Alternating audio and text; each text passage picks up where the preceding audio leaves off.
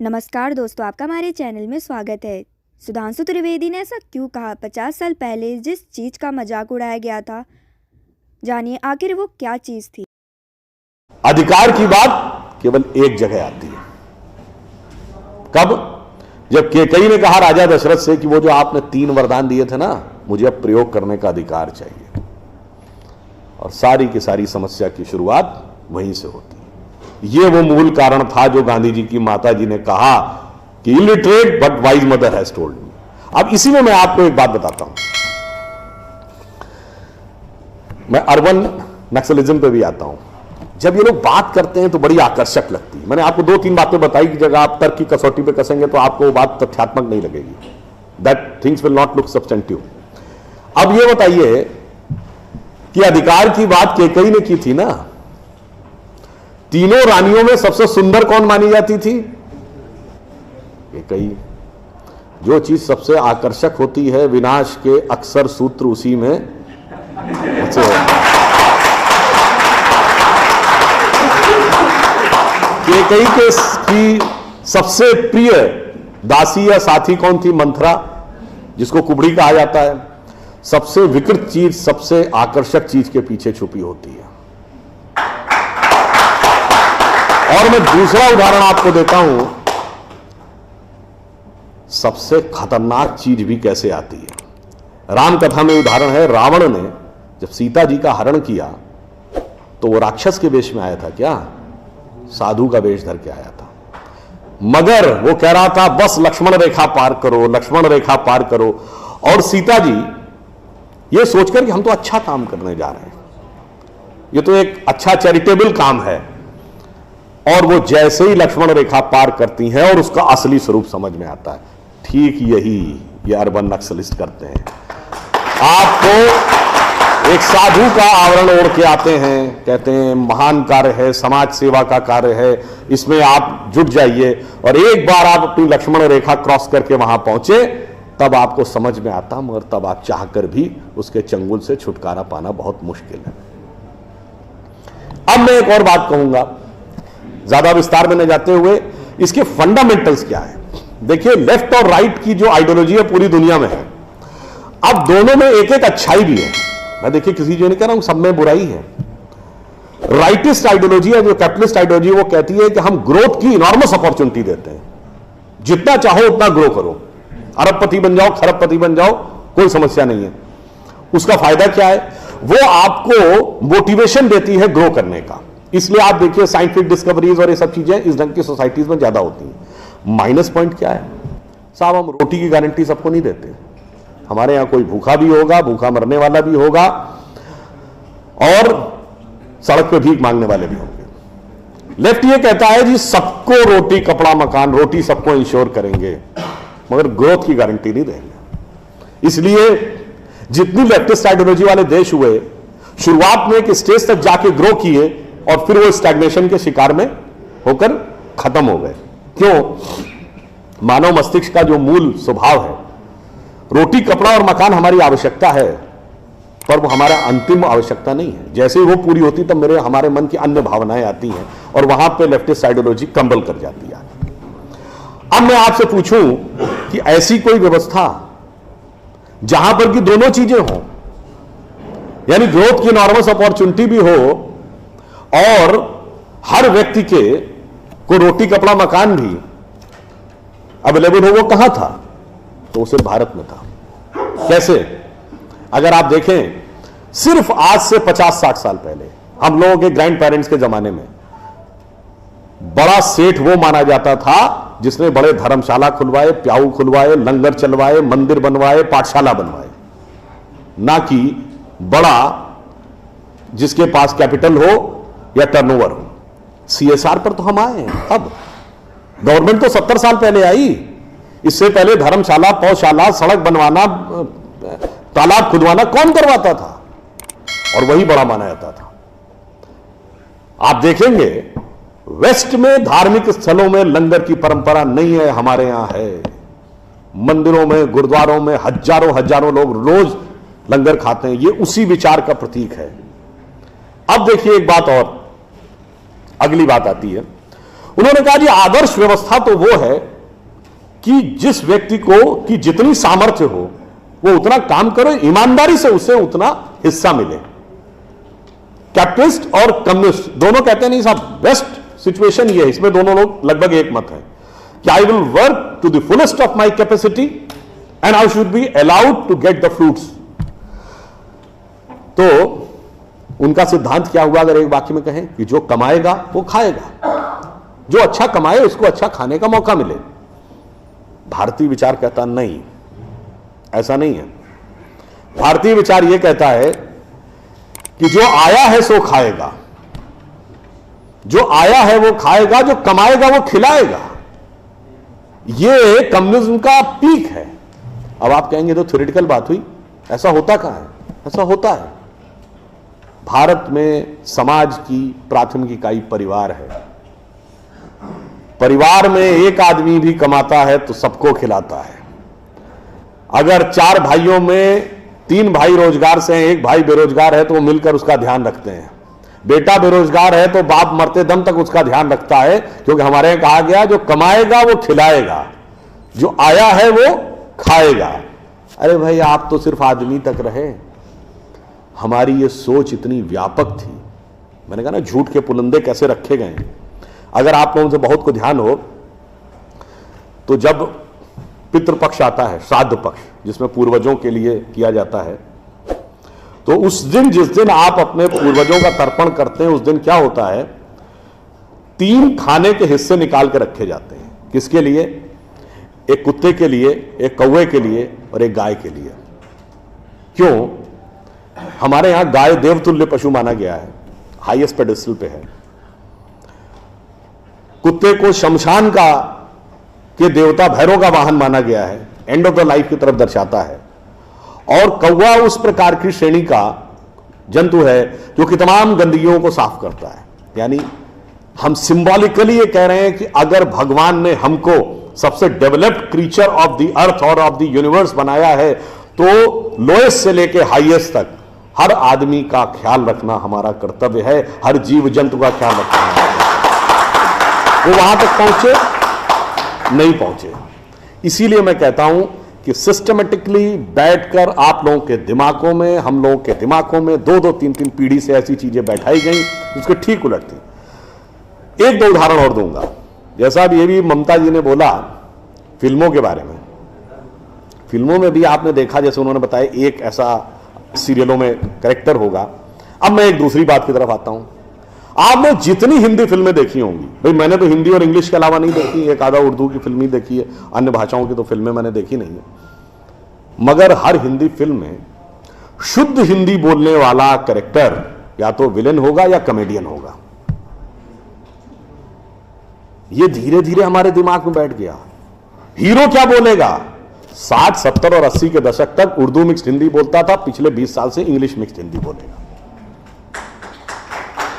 आप सबने वो गाना सुना होगा, विनोद खन्ना जी जिनकी डेथ हो गई, एक उनके ऊपर है जिसको कॉमेडियन गाना माना जाता है, प्रिय प्राणेश्वरी यदि आप हमें आदेश करें तो प्रेम का हम श्री गणेश करें।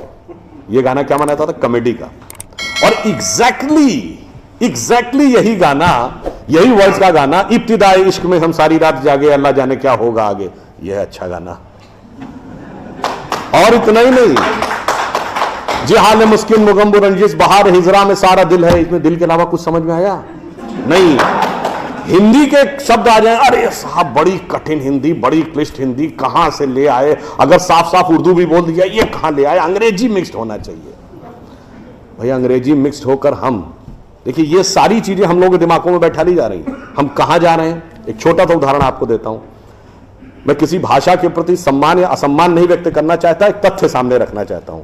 अंग्रेजी भाषा में केवल 5 वॉवेल हैं, AEIOU, केवल 5 वॉवेल, और मात्रा पाई जैसी कोई चीज ही नहीं है। इसलिए इसमें साइलेंट का भी प्रॉब्लम है और एक्सेंट का भी प्रॉब्लम है। एक कश्मीरी और पंजाबी जिस एक्सेंट में बोलता है, एक बिहारी जिस एक्सेंट में बोलता है, एक तमिल और केरलाई जिस एक्सेंट में बोलता है, उसमें भारी अंतर है।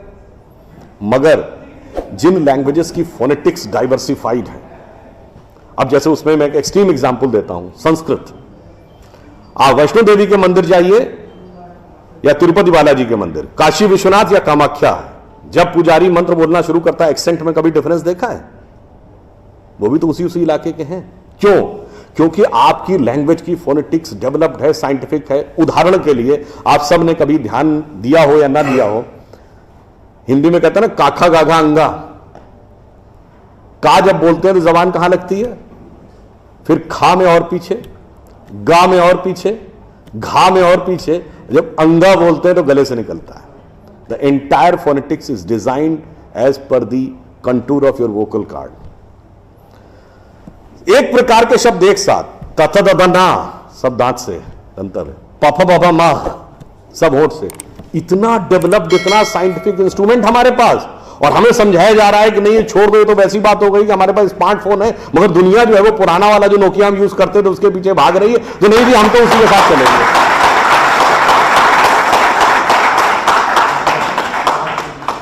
अंत में मैं एक बात और कहना चाहूंगा, हमें एक ये समझाया जाता है साइंटिफिक नहीं है, हम लोग साइंटिफिक नहीं है। साइंटिफिक एटीट्यूड से चलना चाहिए। मान लिया साहब, बिल्कुल साइंटिफिक एटीट्यूड से चलना चाहिए। मैं एक छोटी सी बात पूछना चाहता हूं। अभी एक विवाद आ गया था, उस विवाद पर नहीं जाना चाहता। जब वो हज का सब्सिडी खत्म हुई तो कुंभ मेले का विषय आ गया। कुंभ मेला हम सब जानते हैं। कुंभ मेले का एक एस्पेक्ट आप लोगों ने कभी ध्यान दिया है? कुंभ मेला कितने साल में एक बार पड़ता है? 12 साल में। 12 साल में एक बार क्यों पड़ता है? क्योंकि वो जुपिटर की साइकिल पर आधारित है। बृहस्पति ग्रह हर 12 वर्ष के बाद अपना एक चक्कर पूरा करके उसी राशि में दोबारा आता है, इसलिए कुंभ मेला 12 वर्ष में एक बार पड़ता है। हजारों सालों से चला आ रहा है, ठीक है। तो इसका मतलब हमको पता था ना कि बृहस्पति की साइकिल 12 साल की है। इनको तो अभी 100 साल पहले पता चला कि बृहस्पति की साइकिल 12 साल की है।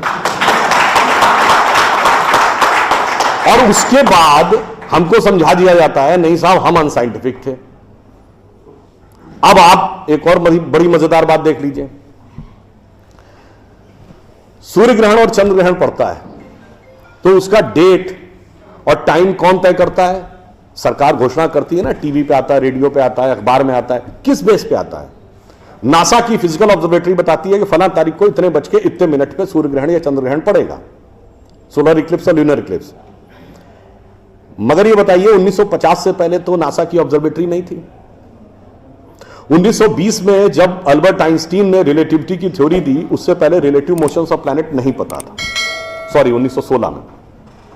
1920 में एडविन हबल एक साइंटिस्ट हुए जिन्होंने एक्सपेंडिंग यूनिवर्स की थ्योरी दी, उससे पहले एक्सपेंशन ऑफ यूनिवर्स नहीं पता था। 1900 में मैक्स प्लैंक साइंटिस्ट हुए जिन्होंने लाइट की क्वांटम की थ्योरी दी, फोटॉन्स वाली, उससे पहले प्रोपगेशन ऑफ लाइट ही नहीं पता था। 1897 में जे टॉमसन ने इलेक्ट्रॉन खोजा, उससे पहले आप मानते थे एटम अनडिविजिबल है। और 1633 में आप ये कहते थे, गैलीलियो को फांसी दे रहे थे इस बात के लिए कि उसने कहा सन रिवॉल्व्स राउंड द अर्थ गलत है। तो भैया आप 380 साल चल के जहां पहुंचे हैं, हमारा पंचांग तो युधिष्ठिर के जमाने से एज इट इज चला आ रहा है 5100 साल। मतलब ये लॉजिक नहीं है, ये तो साइंटिफिक प्रूफ।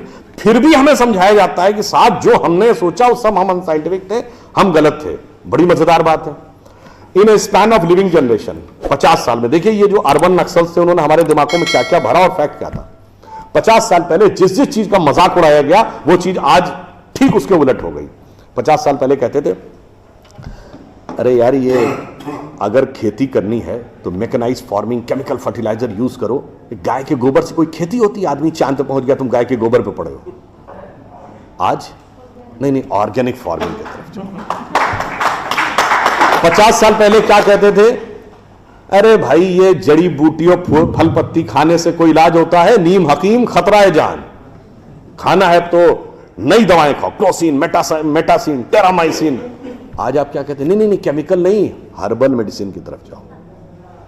ठीक, आज से केवल 50 साल पहले आप ये कहते थे, जब हम कहते थे पेड़ों की रक्षा करो, जंगल की रक्षा करो, पहाड़ की रक्षा करो, कहते थे this is the reminiscence of a primitive tribal civilisation. आज 1992 के रियो डी जेनेरो से लेकर 2009 के कोपेनहेगन से लेकर 2016 के पेरिस तक आप कहते हैं नेचर फ्रेंडली डेवलपमेंट करो। भैया सब कुछ उलटता जा रहा है। जो हमने कहा, जिसका आपने मजाक उड़ाया, वो सब कुछ सही होता जा रहा। अब मैं एक और बात कहूंगा जिसका कि बहुत मजाक उड़ाया गया, शायद हम लोग कभी ध्यान नहीं देते।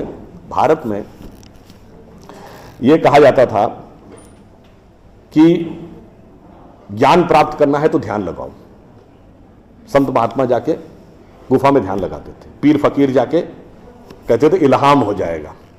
तो लोग कहते थे क्या बेवकूफ है, हाउ इज इट पॉसिबल, ऐसा कहीं हो सकता है क्या कि जाके ध्यान लगाया और ज्ञान प्राप्त हो गया।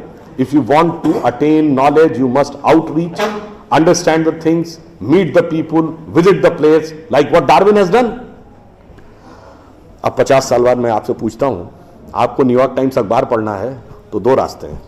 एक, यहां से दिल्ली से न्यूयॉर्क की फ्लाइट पकड़िए, 16 से 22 घंटे लगेंगे डिपेंडिंग अपॉन योर फ्लाइट, और आज का अखबार कल पढ़िए।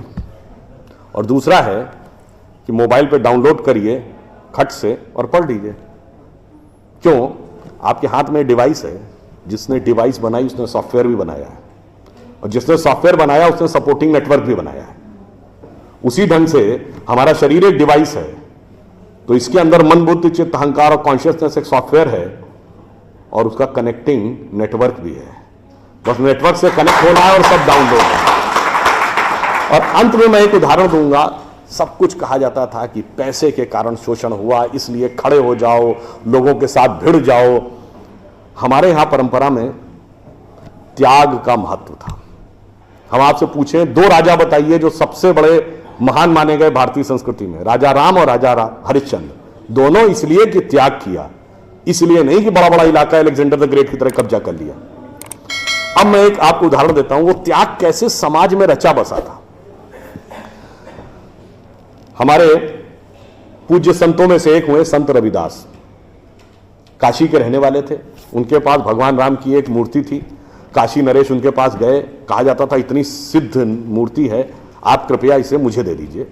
ऐसी मूर्ति राजा के पास होनी चाहिए राजभवन में, ना कि इसमें मैं इस मूर्ति के वेट का 10 गुना सोना आपको दे दूंगा। उन्होंने मना कर दिया। उन्होंने कहा जी इसके वेट का 100 गुना सोना दे दूंगा। उन्होंने मना कर दिया। तो राजा को थोड़ा क्रोध आ गया। उसने, ऐसा है रैदास जी, आप जिस झोपड़ी में रह रहे हैं इसमें जितना सोना आ सकता हो नीचे से ऊपर तक उतना भर लीजिए, उतना मैं आपको देने को तैयार हूं। तो एक बार उनकी पत्नी का मन आया कि भाई ऐसा बढ़िया ऑफर नहीं मिलेगा, अब हमें इस पर विचार कर लेना चाहिए। रैदास ने क्या जवाब दिया? एक मोरो राम नाम धन, एक मोरी आशा, ऊ धन आई है ई चले जाइए, ना चाहे भगत रैदासा। मना कर दिया। रैदास जी क्या थे? वो जूते बनाते थे, आज की परिभाषा के अनुसार दलित थे। अब आप आइए, संत कबीर जुलाहा थे, आज की परिभाषा के अनुसार ओबीसी। जब उनके बेटे ने भगवान के भजन के बजाय पैसा कमाना शुरू किया तो कबीर ने क्या कहा? उनके बेटे का नाम था कमाल। उन्होंने कहा बूढ़ा वंश कबीर का, उपजा पूत कमाल, और हरि का भजना छोड़ के घर ले आया माल। यानी उन्होंने उसको डिस्कार्ड किया। आप त्याग में रह के दिखाएंगे। अब आप आइए, मीराबाई राज परिवार की थी आज के हिसाब से, फॉरवर्ड। और उन्होंने क्या कहा? पायो जी मैंने राम रतन धन पायो, और जन्म जन्म की पूंजी पाई बाकी सबे लुटायो। उन्होंने भी पैसे की तरफ नहीं था। और अंत में ये सब एक ही कंटेम्परेरी है, तुलसीदास जिन्होंने रामचरितमानस लिखी, वो ब्राह्मण थे, फॉरवर्ड आज के जमाने के हिसाब से। कहा जाता अकबर उनके पास गए। अकबर ने कहा कि आप हमारे दरबार में आकर स्थान ग्रहण करिए, हम आपको 60,000 की मनसबदारी देंगे। उस जमाने में मनसबदारी एक रैंक होती थी। तो जैसे 40,000 की मनसबदारी वॉज मैक्सिमम, 60,000 का मतलब हुआ कि राजा के बाद सबसे बड़ा स्टेटस आपका होगा।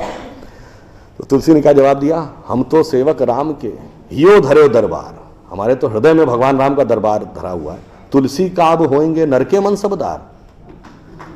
ये मैंने क्यों बताया?